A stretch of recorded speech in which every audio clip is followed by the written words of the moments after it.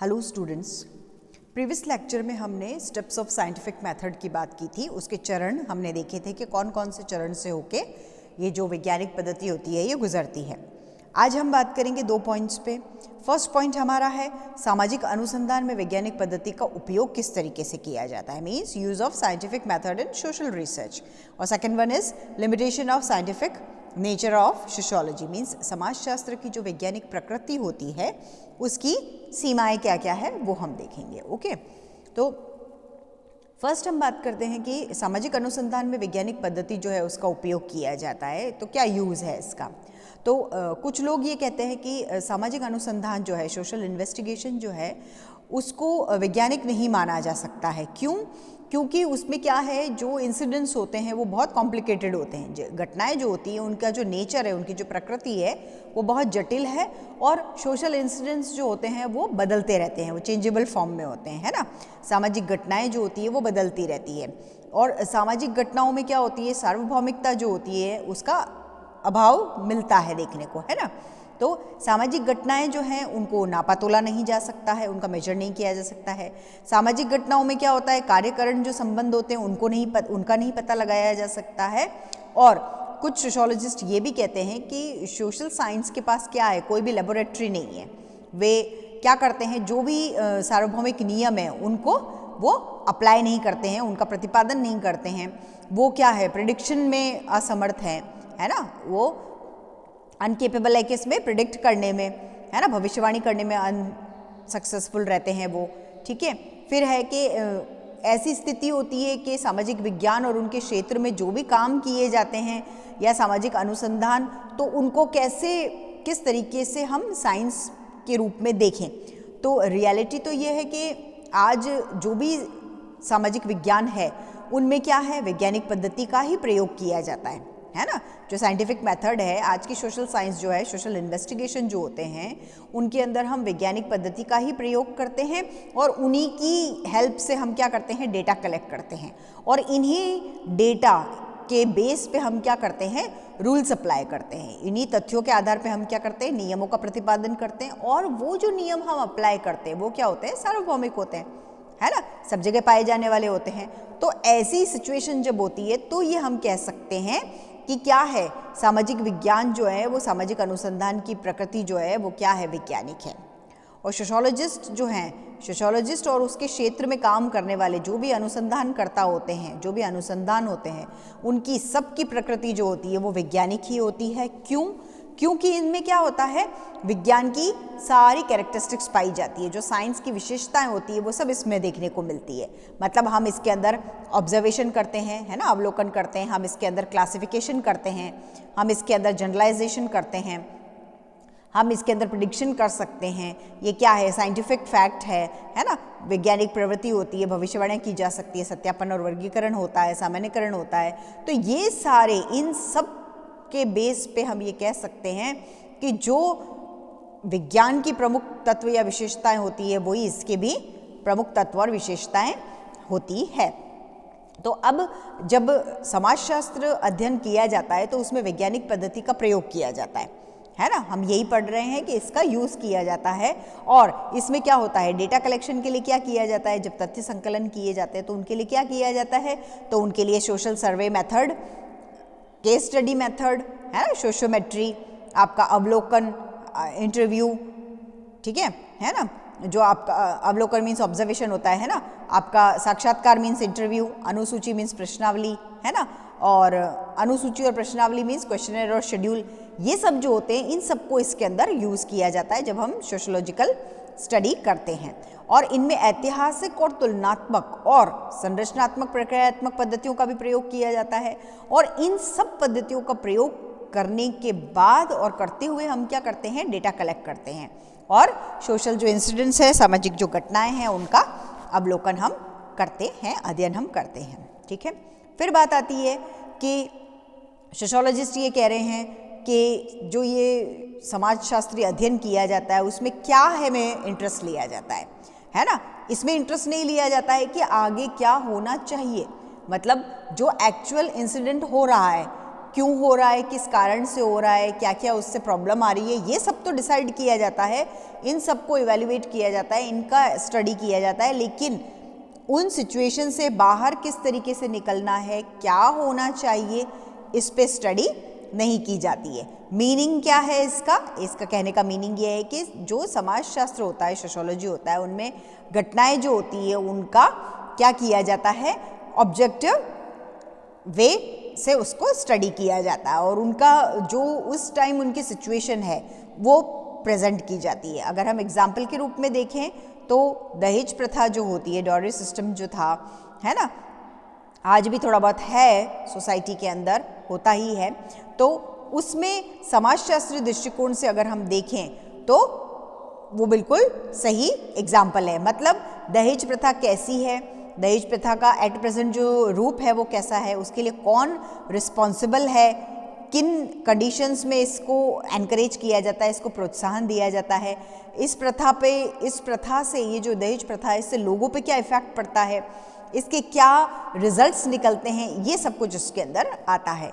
मतलब जो सोशियोलॉजिस्ट होते हैं वो अपनी स्टडी में दहेज प्रथा से संबंधित इन बातों को एक्सप्लेन करते हैं, लेकिन वो ये कभी नहीं कहते हैं कि इस प्रथा को बंद करना चाहिए, वो ऐसी आइडियोलॉजिकल कोई भी बात प्रेजेंट नहीं करते हैं। ठीक है, फिर के समाजशास्त्री अध्ययन जो होता है उनमें कार्य कारण संबंधों की विवेचना की जाती है। ये हम प्रीवियस लेक्चर्स में भी पढ़ चुके हैं कि इसके अंदर क्या होता है, कार्य कारण संबंधों की विवेचना की जाती है और जो हमको फैक्ट्स मिलते हैं, जो हमको तथ्य मिलते हैं, उनके आधार पे जनरलाइजेशन किया जाता है, सामान्यीकरण किया जाता है, नियम लगाए जाते हैं और उन नियमों का क्या किया जाता है, उन नियमों को एनालाइज और रीएनालाइज किया जाता है, परीक्षण और पुनर्परीक्षण उनका किया जाता है, इवैल्यूएट करते हैं। ठीक है, फिर समाज विज्ञान जो होते हैं, तो समाज विज्ञानों का एरिया अगर हम देखें तो उनमें प्रतिपादित नियमों में क्या होती है, सार्वभौमिकता होती है और उसका गुण पाया जाता है। तो सोशियोलॉजिकल जो भी स्टडी होती है उनकी सहायता से हम क्या न केवल हमारी वर्तमान जो घटनाएं हैं उनको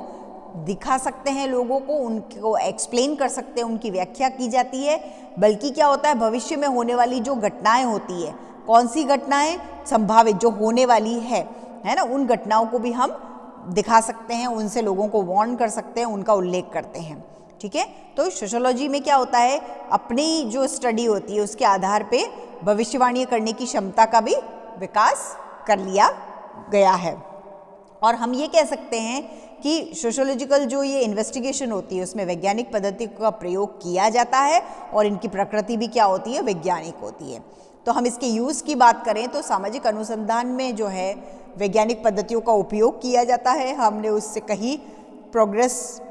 पर कहीं प्रोग्रेस देखी है, प्रगति देखी है और हम ये कह सकते हैं कि क्या है, इससे क्या होगा, सामाजिक अनुसंधान जो होते हैं, जो प्रीवियस में करते आए हैं, अभी हम जो कर रहे हैं और इन फ्यूचर हम जो अनुसंधान करेंगे उन सब में वैज्ञानिक पद्धतियों का प्रयोग किया जाता है और इनकी प्रकृति जो होगी, इनका नेचर जो होगा वो कैसा होगा, साइंटिफिक ही होगा, साइंस का ही होगा। क्यों? क्योंकि उसके बिना, उसकी हेल्प के बिना हम सोशियोलॉजिकल इन्वेस्टिगेशन जो है वो नहीं कर सकते हैं। ठीक है, तो ये तो हमने बात की किसकी, यूज़ की, साइंटिफिक मेथड की। ठीक है, अब हम बात करते हैं कि limitations of scientific nature of sociology क्या होती है, means limitation of sociological scientific जो मेथड होते हैं उनकी लिमिटेशंस हम देखते हैं कि वो क्या है, समाजशास्त्र की वैज्ञानिक प्रकृति की जो सीमाएं होती है वो कौन कौन सी होती है। ठीक है, तो हम इसके अंदर देखते हैं, फर्स्ट हमारी है कि ये क्या होता है कि समाजशास्त्र जो होते हैं और उसमें जब हम स्टडी करते हैं तो जनरली ये मानते हैं कि उसका जो नेचर है वो कौन सा है, साइंटिफिक है, वैज्ञानिक प्रगति है। लेकिन बिहेवियर जो होता है उसके अंदर, एक्चुअल जो कंडीशन है उसके अंदर ऐसा नहीं है, उसमें वैज्ञानिक प्रकृति की कुछ क्या है, लिमिटेशन होती है और वो लिमिटेशन आज हम देखेंगे। फर्स्ट यहाँ पे है, ये कह रहे हैं कि अध्ययन की वस्तु जो होती है वो मेधावी मानव होता है। मतलब मानव क्या है, एक बुद्धिजीवी प्राणी होता है और वो लगातार क्या है, सोचता रहता है, चिंतन करता रहता है। और सोशोलॉजिकल जो एक्टिविटीज़ होती है ना, सोशल जो एक्टिविटीज़ होती है, सामाजिक जो प्रक्रिया होती है, उनको वो अवलोकन करता है, उन पे विचार करता है और परिस्थितियों के अकॉर्डिंग, कंडीशन के अनुसार क्या करता है, अपने आप को व्यवहार में ढालता है, अपने आप को प्रदर्शित करता है और उसको एक्यूमुलेट करता है। तो वो अपने आप में ही अलग बहुत तरीके के डिसीजंस ले लेता है और ये सभी जो कैरेक्टरिस्टिक्स होती है ये उसको सोशियोलॉजी जो होती है, समाजशास्त्र जो होता है उसकी वैज्ञानिक प्रकृति को सीमित इससे कर देती है। क्यों? क्योंकि जो मानव है वो अपनी उसकी जो तर्क क्षमता होती है उससे कई ऐसे एक कंक्लूजन्स ले लेता है और वो कई ऐसे निष्कर्ष निकाल लेता है कि उन निष्कर्षों को वो प्रभावित भी करता है और उन्हें कभी गलत सिद्ध भी कर देता है और अमान्य भी उनको वो बना देता है। ठीक है। सेकंड, हम बात करते हैं कि वस्तुपरकता का अभाव होता है कि वैज्ञानिक अध्ययन के लिए ये बहुत ज़्यादा ज़रूरी है कि वस्तुपरक और निष्पक्ष वो हो, है ना, उसमें कोई भी पार्शियलिटी का पॉइंट ना हो। लेकिन सोशियोलॉजी का जो अध्ययन किया जाता है वो व्यक्तिपरक हो जाता है ना, पर्सनलाइज हो जाता है और वैज्ञानिक अध्ययन क्या है पे आधारित होता है, जबकि क्या होता है समाजशास्त्र में कई बार क्या होना चाहिए के विचार को भी प्रायोरिटी दी जाती है। ठीक है। फिर बात आ रही है भविष्यवाणी में कठिनाई।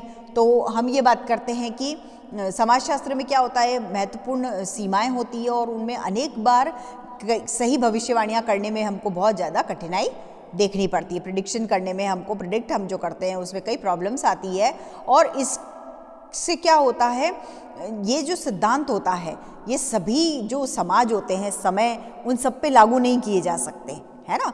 तो अलग अगर हम जनरल वे में कहें तो हम ये कह सकते हैं कि समाजशास्त्र की भविष्यवाणियाँ जो होती है वो प्राकृतिक और भौतिक विज्ञानों की तरह ही क्या होती है, सत्य और प्रमाणित नहीं होती है ना।